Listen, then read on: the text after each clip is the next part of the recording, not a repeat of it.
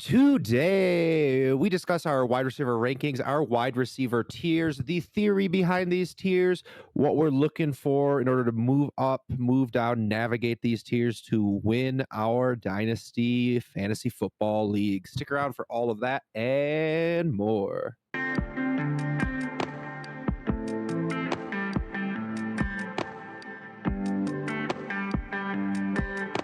And welcome into the Data Construction Podcast. I'm your host, Justin, joined as always by David and JP. We are excited to be wrapping up week 5 and want to make sure we are getting all of our tiers, our rankings kind of updated out to you guys in the general public. Real quick check in. How are you guys doing in fantasy this week, though, real quick before we get into the content?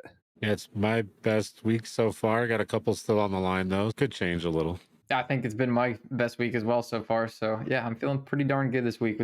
There's a Falcons receiver that I have a lot of. Darnell Mooney? Mooney? I'm having a pretty mediocre week, but Travis Kelce could win me a couple more.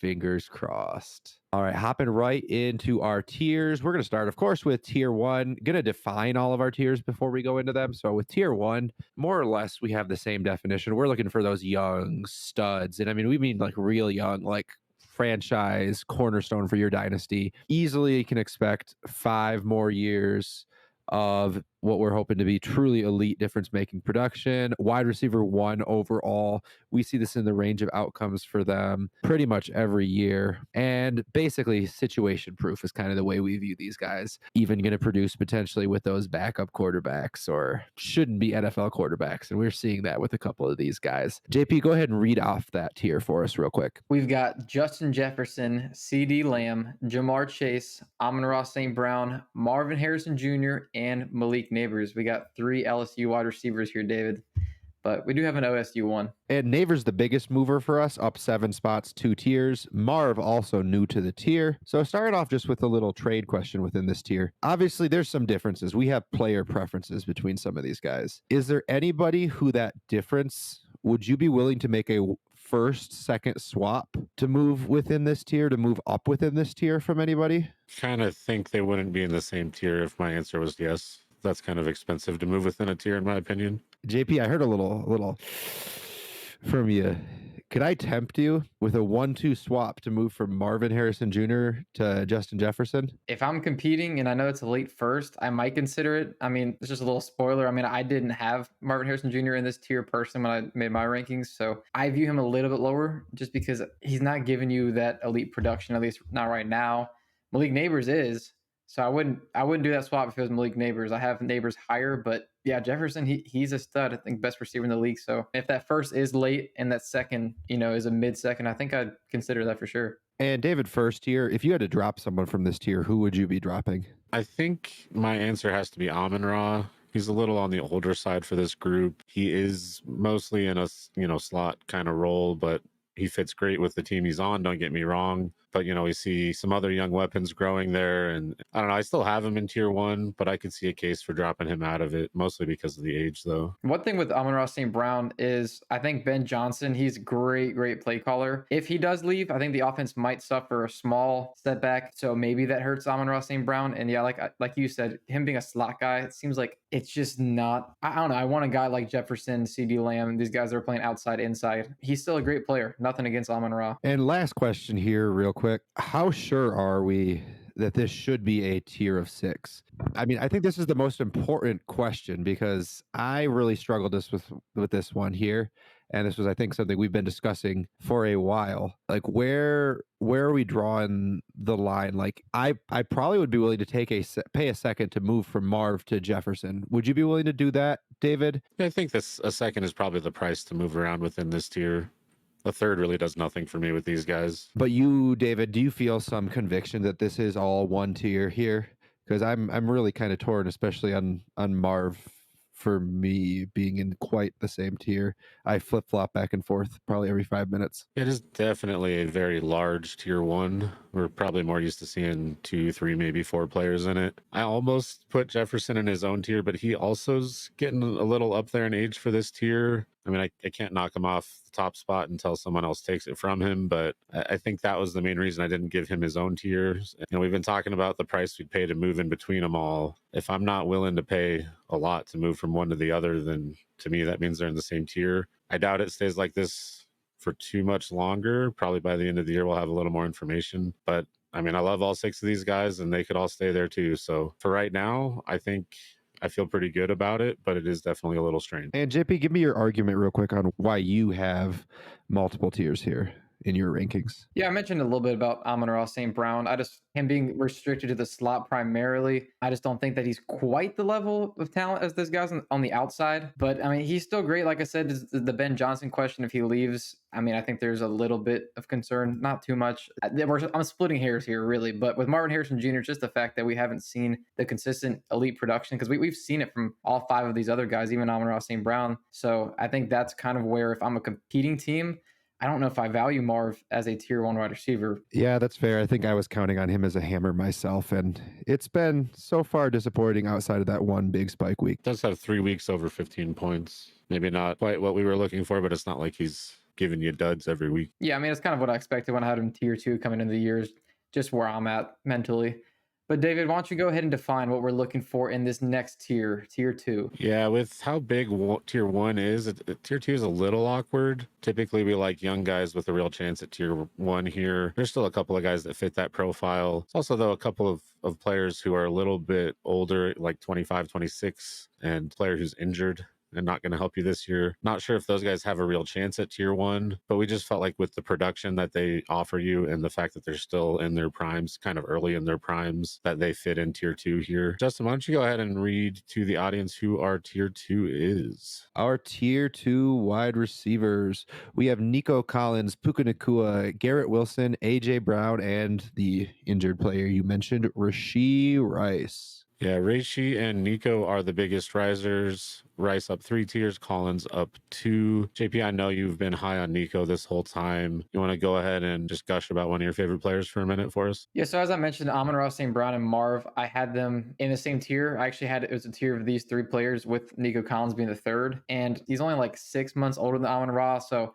I don't care too much about the age. And honestly, he's leading the NFL by 74 receiving yards right now, and he only played 13% of snaps in week 5 here. And honestly, I don't think there's anybody that I'm really taking over him in redraft right now. Maybe Justin Jefferson, Jamar Chase, but he's a top 3 wide receiver in fantasy football for sure for me. And honestly, the outlook for next year, does it get any worse? No. I mean, maybe it even gets better if Stephon Diggs leaves and the connection between him and Stroud continues to grow. So value him very closely to Amon-Ra St. Brown, Marvin. Like I said, I have those guys the same tier because I just think he's just dominating right now, and he's getting high volume, he's getting downfield looks, and he has an elite quarterback. He is definitely a stud, and I do understand where you're coming from, putting him in a tier with those guys. I don't know. He's someone that I was out on at the beginning, and I think we'll maybe get into this later in the episode, but I've struggled with that in my process in general, and I'm trying to work through that a bit. But how much of that is that he's a Michigan guy, David? How big of an issue is that for you? I really try not to let my biases play into my fantasy process. It was the slow start mostly. Not too many people break out of a slow start like that, but pretty obvious that he has here. Next guy I want to talk about in this tier, probably the biggest storyline, Rashee Rice. We just found out he's likely out for the season. It's pretty much confirmed at this point. I think I saw LCL damage, maybe. The most recent news, so we're recording on Monday, October 7th. The news is he's supposed to have a surgery to repair it tomorrow, Tuesday, October 8th. So by the time this is coming out, hopefully Wednesday, Thursday, you guys will know a little bit more about it, but they don't expect him to be able to play this season, but there's a possibility. So with that in mind, what are we doing with him? Do we need to stay in this tier? Are you guys okay moving down a tier if you're competing? How are we handling the Rice situation, guys? I mean, I think he's on the verge of this tier. I think if you're a rebuilder, he's certainly going to be valued as a tier 2 wide receiver. If you're a contender, he's probably valued closer to the next tier. But I just think we are all bullish on what he represents to this offense. I mean, he is like the engine of this offense. Travis Kelce continues to get slower and slower and used less with Rashee Rice in the lineup. So I think he was on track to be a top 5 fantasy receiver this season before the injury. And with him being a second-year player with Mahomes is just super, super exciting. But Justin, what kind of receiver would you be targeting if you're contending, though, and you have Rashee Rice? Would you be moving him? I mean, I think that the bare minimum I need for him is like a Drake London. I could see trying to pivot to like a Jaden Reed, DK Metcalf with a little bit of a plus, but I think I need like maybe a 2-3 swap. And I don't know that I'd get that unless it's a total rebuild because those guys are so young. There's not that many guys I really want to pivot to off of him. I think I would be much more interested in really going down the list to older guys and a first and a second and like a Cooper Kupp type of guy, although I'm not huge on Cooper Kupp, but like I think those are tier 7 wide receivers and like almost getting 2 firsts of value for him, just because at the end of the day, for me, it's more of a, even on competing teams, I am trying to buy this guy right now because I do have him personally valued in tier 2 and it's Dynasty. And if I can sacrifice a little bit of flexibility and lock it up in him as an asset and just try to get by a little bit more. I'm really trying to do that in a handful of leagues. I'm hoping to have 40-ish% exposure to him, 35% exposure. Like I'm hoping to have 5 or 6 shares by the end of the season, like as the news continues to come out. And if he misses the whole season, to buy in a couple other leagues, which is very hard to do because I'm playing with you in so many leagues, JP. Yeah, David, how concerned are you about the potential suspension that could be coming next year? Does that come into your process that much for your player evaluation here? I mean, it has to come into your process at some point. I still don't know how that's going to be handled. And I honestly don't know if they can suspend him while he's recovering still. Like, does that count? I don't know. So there's just a lot up in the air that I'm unsure of, but I am sure that he's really good when he's on the field. So I'm willing to pay for that right now. I did just acquire him in a league. Yeah, it's kind of hard when you have all of him in all the leagues that we share together. Just trying to get him where I can elsewhere. Yeah, I mean, the suspension has to play in a little bit. Yeah, I think with it being Dynasty, I'm personally not considering it a ton because if he is announced to miss the first 6 games, I can game plan around it. Add a Christian Kirk. Hopefully, if I am a contender, I can just stay afloat until later in the season. As long as it doesn't come in the playoffs or fantasy, I'm not super concerned at this point. But to not just discuss Rashee Rice here, David, how are you feeling about Garrett Wilson after his slow start? I'm definitely sad. I'm still holding out hope because, boy, when you watch him play, he's really good at football. Just seems like he and Rodgers maybe aren't quite on the same page. And we saw 20 targets yesterday or something in London. So hopefully they're getting there. But there's also the chance that they had Devontae Adams. I don't know. I'm still a big fan, and I have tried to buy low a little bit, but I'd be lying to you if I said I wasn't nervous. You have any thoughts on Garrett Wilson, Justin? I mean, I've always been a little bit lower on Wilson than you guys. Not that I don't think he's a phenomenal football player, but just the quarterback situation. I have him in tier 3 myself. So I think I prefer pretty much everyone else in this tier to him, with the exception of I would certainly take Wilson over Rice on a contending team. And then just real quick before we move on, want to get both your guys' input on this. Are you willing to add a first to one of these guys to get up into our tier 1? I've sent out that offer personally for Rice to get up into tier 1. I did just sell a tier 1 wide receiver in CeeDee Lamb for AJ Brown, a first, and Mixon. But that's in a best ball league, so it's a little bit more likely to take the package sides there. So I think that's I think that's the price of doing business. I'm willing to add that for almost any of these guys. I think the only exception for me is Collins, that I might not be willing to add that first. JP, do you feel the same there? Yeah, I do feel about the same because Nico Collins, like I said, I love him, and the way he's producing, I probably wouldn't add a first just to get a year younger. So yeah, the other guys though, I would definitely consider, but it's definitely situational. All right, and so moving along to tier 3, JP, because I think we've about beaten this one to death. How do you define this tier to begin with here? In this third tier, I'm looking at young guys who have flashed and they have upside to be wide receiver ones for multiple years. And David, who are the 3 guys that we have in this tier? Yeah, a little bit smaller here. We've got Chris Olave, Drake London, and Rome Odunze. Yeah, these are all wide receivers drafted top 12 in the first round of the NFL draft. There were no real big movers from this tier from preseason to now. Who is most likely to come up into tier 2? I mean, looking at this tier, I mean, we are in week 5. So if you're listening to this a little bit later on, this is right after that Drake London blow up game, that Kirk Cousins blow up game on Thursday Night Football. If he has another week like that next week, by the time we're recording next after this, he might already be in tier 2.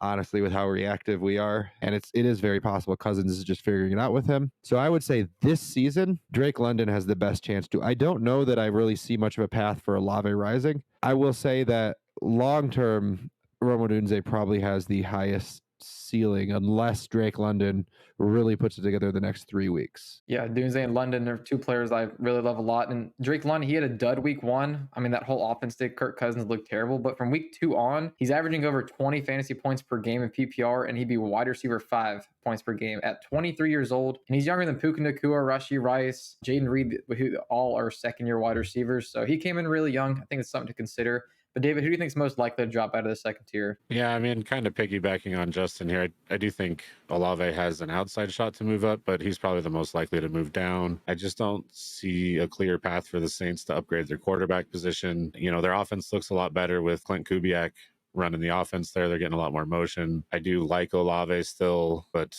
I believe he's the oldest of this group. Not only that, he has the worst situation going forward, in my opinion. So I don't think going to fall necessarily, but I do think he has the best chance there. Now, with all these players being really young, are either of you interested in capitalizing on the difference between dynasty value and production these players seem to have? It would probably be Olave and Odunze. Would you be willing to do that? Yeah, I mean, this offseason, I moved some Adunze plus a little bit to get to AJ Brown. Of course, AJ Brown hasn't been producing because of the injury. But yeah, those players I'm absolutely, if I'm able to get this type of valuation with where we have them ranked, which is where they're pretty universally like ranked in that range, I think that's something I'm very interested in doing if I'm competing, especially. Yeah, for me, it just really depends on not only the deal, but the team. I've got some teams with a lot of depth, and Odunze is like my wide receiver 5 or 6. Probably don't need to upgrade there, but if he was someone I'm counting on, wide receiver 3 or something, if you really think you're competitive, you might have to look into doing something like that. So it's very case by case on whether I'm looking to upgrade for points in those situations. Yeah, and it can be really, really tough to do. I mean, Rome Odunze is a player I absolutely love for the future, but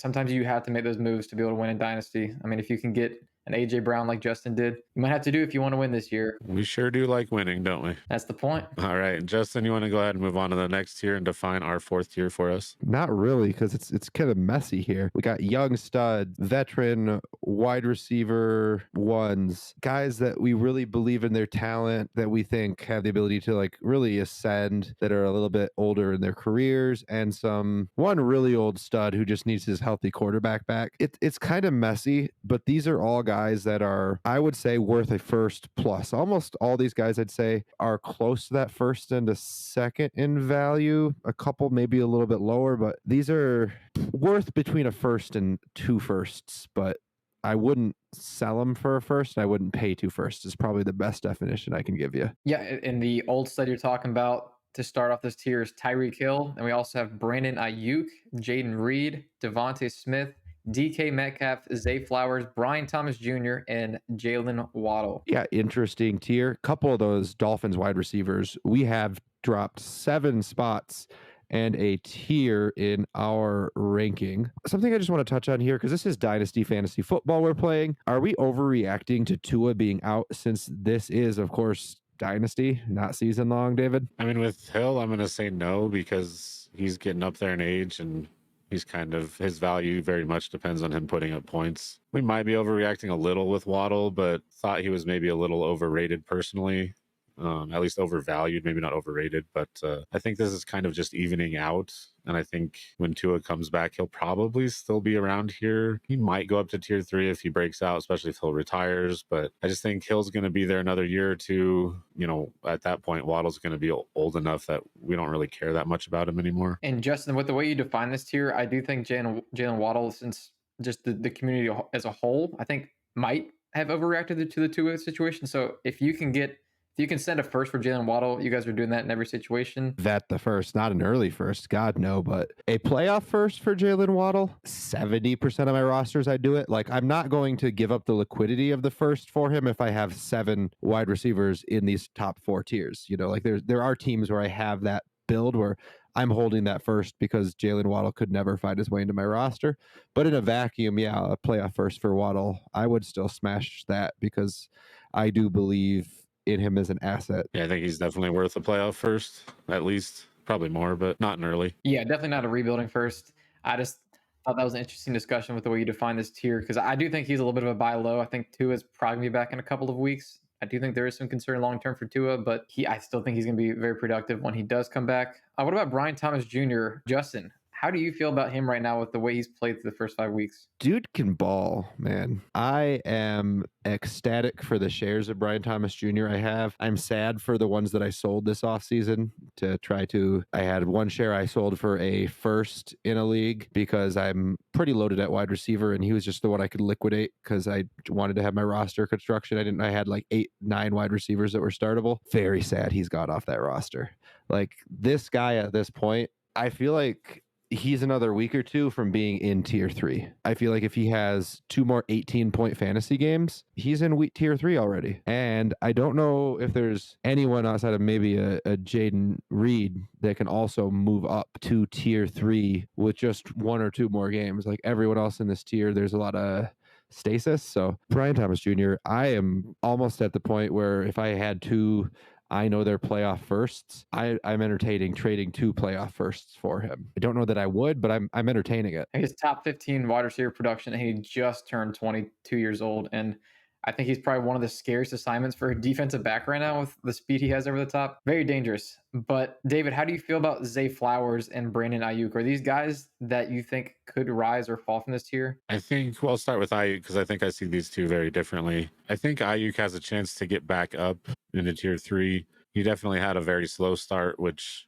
we expected to a degree, but not quite to what we saw. And last week, he looks like he started to break out. He's a great receiver. He's still fairly young. I think if it looks like he is who we thought he was, then he'll, erase the bad vibes from that slow start pretty quickly. Zay Flowers, I'm just having a hard time believing in trusting anyone in that Ravens offense other than Lamar and Henry. Week to week, it could be anyone. You could have a guy get 2 targets and no catches. Then he goes off like you did last week. He is young, so I think he has a chance to move up, sure, but I wouldn't count on it. I think this is probably about where we see him for the bulk of his young career, at least. Yeah, I agree. I think that I'd probably expect Zay Flowers to stay here for a couple of years because it seems like that wide receiver 1 season will be really difficult to come by in a Lamar Jackson offense. But I do think he is a very valuable receiver to have if he's your, wide receiver 3, or especially if he's your flex. It's fantastic with the way he can explode. I do want to talk a little bit about Jaden Reed. Again, we've already touched on him during some of our earlier season content. He's a guy I have to admit I was wrong on, right? My hot take was there's not going to be a top 24 wide receiver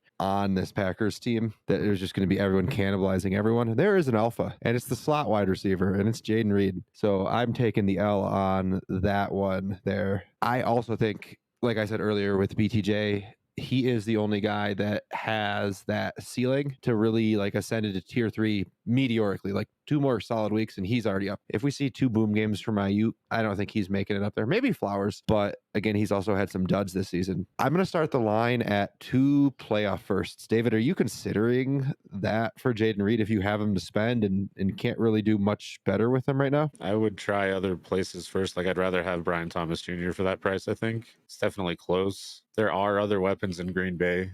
I know Reed is the guy there and he's established himself as such, but there are other weapons there. He's going to have some down games, even if the floor is higher than we thought. But if I have him to spend and I really need it, I don't know. It'd be hard for me to pull the trigger, but I can understand the question. I'm willing to buy high on him, or at least try to, though.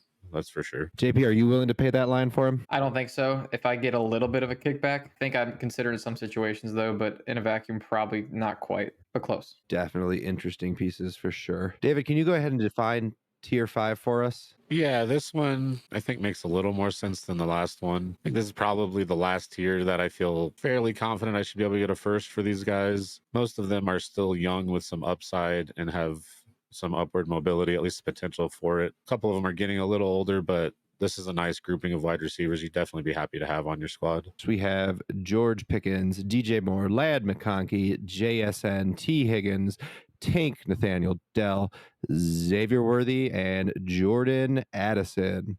So it's a pretty young list for the most part. I think 2 more veteran players only. Yeah, and we see from our last tier rankings, T. Higgins and Tank Dell both dropped 5 spots on our consensus rankings. Not a huge fall, but definitely a bit of a value loss. Do we see a buy window for either of these guys, or do we think we just had them overrated last time? I do still think what we saw from Tank Dell last year is very encouraging. I think he's got a good connection with Stroud. It seems like there's been a little bit of volatility that's fallen on the, more the negative side with Tank Dell. But I mean, he had that injury at the end of last season, and I wonder if that's kind of plagued his early season production a little bit. We know that Stephon Diggs might not be there next year, so I would probably be willing to do it for Tank Dell. T. Higgins, I'm probably not consider him a buy low candidate necessarily, but if I can get Tank Dell any cheaper than a first, I would do it almost every single time. If I can pay a first and get a second back for Tank Dell, I mean, I do think he's a buy low. If I can get him any cheaper than a first,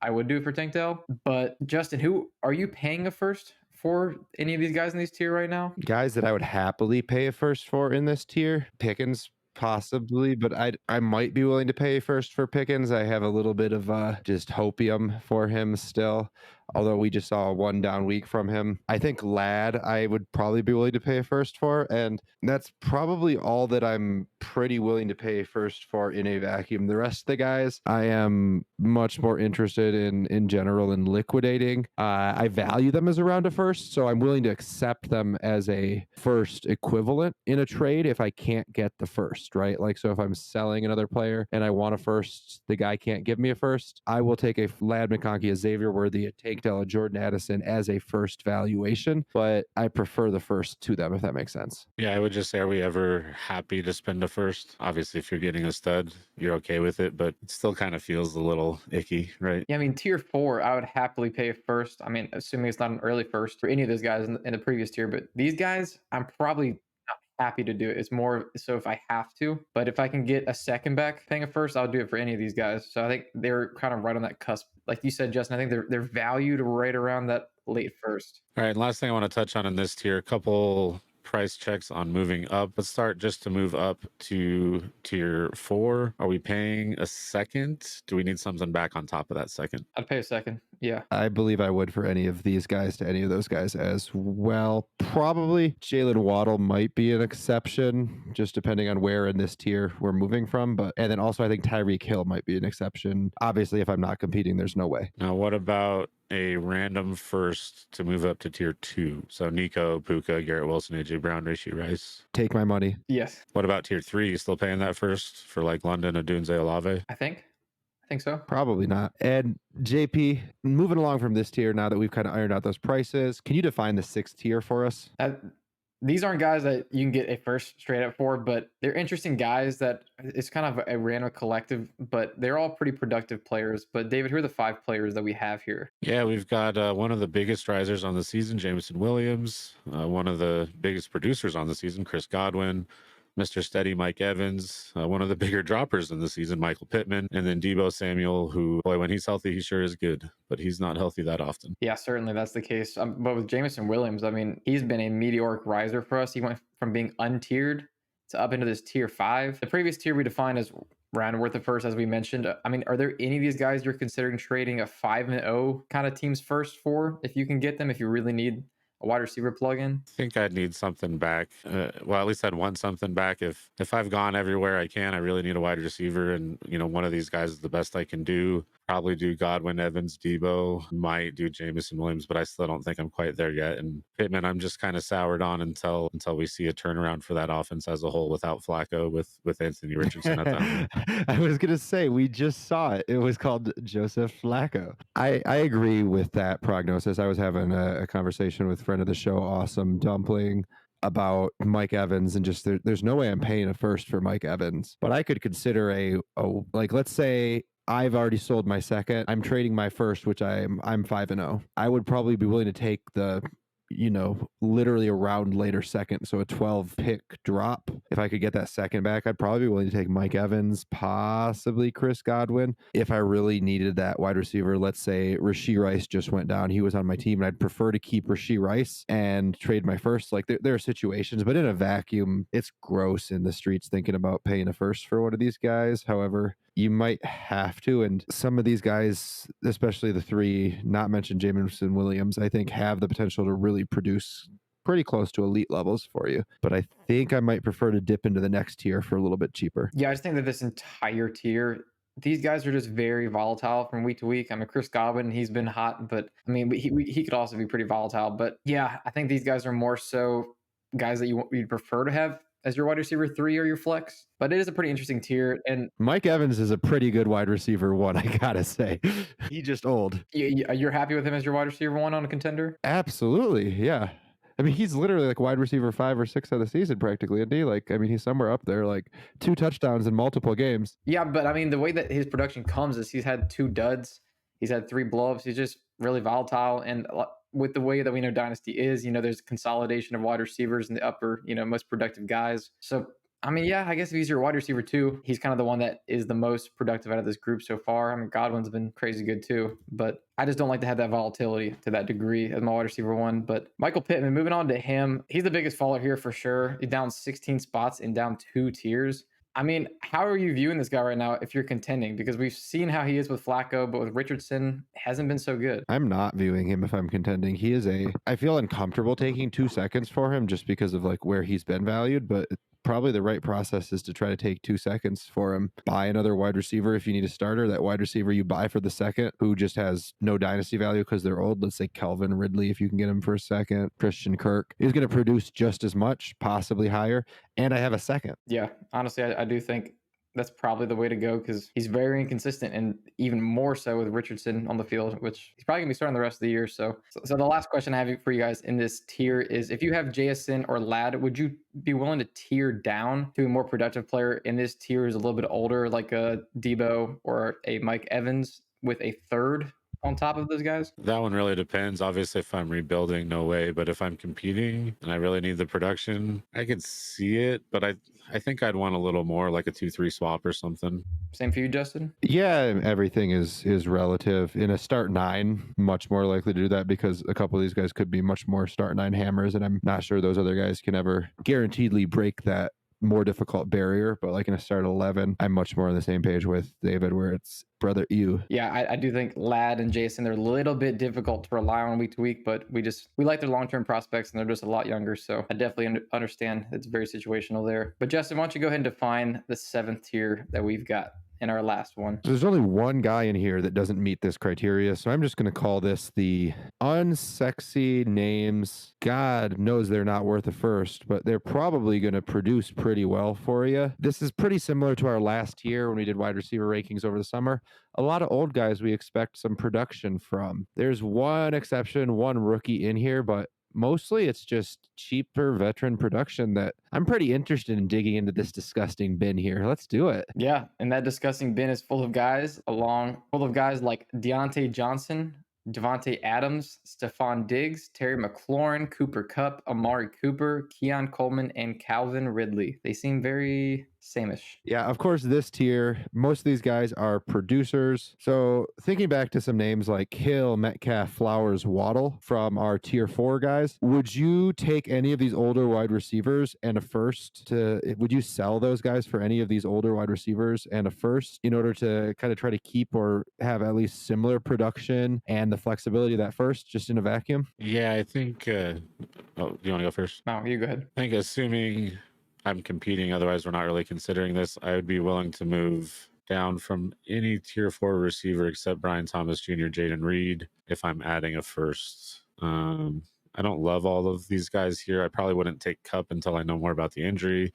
Obviously, Keon Coleman's kind of exempt because he's the outlier in this group. But yeah, I would take those points and bank the first and keep that flexibility for most of our tier 4. Yeah, because I think a lot of these guys are in this tier are worth somewhere around a second, maybe a little bit more. And that tier 4 of players like Tyreek Metcalf, yeah, I think we said that they're worth a little bit more than a first. So I think that if I'm trying to contend and I'm not losing much production and getting a first on top and adding that flexibility, I think there's definitely situations where I'd be pretty happy to do that. Yeah, I sort of view this as the tier down tier. I'd love to tier down. It's like a sweet spot for me that if they're undervalued, I'm pretty interested in doing that. Although a couple of these guys scare me a little bit. A lot of these guys I valued higher in the off season. Who knew that middling wide receivers were inconsistent?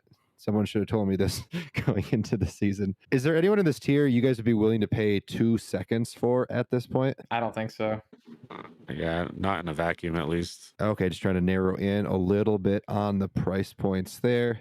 And just touching briefly on the rookie, because we haven't really touched much on him so far. Keon Coleman, we were not very big on him. He's flashed, I think, a little bit more than any of us suspected. Is he someone you guys are interested in acquiring? Because I don't think we have a very high exposure at this point. For me, not really. I mean, he's had a couple of big plays, but outside of that, it just doesn't seem like he's getting much separation. And it's just a lot of just 50-50 balls near the sideline. And I just kind of think he's going to be similar to the kind of archetype player as like Gabe Davis. That's kind of the vibes that I'm getting. And that's not really the kind of volatile player that I'm really trying to acquire. Yeah, I kind of think the market has him higher than we do still, so I probably not looking to buy him. Fair enough. I want to bring up the question of if your roster construction strategies have changed at the position, seeing some of the strong starts from guys like Jamison Williams and Quentin Johnston a year after Nico Collins' third-year breakout. Is this making you guys reconsider that? I think it's personally making me reconsider Jamison a little bit. I think had Jamison just flashed like he has so far and we hadn't seen like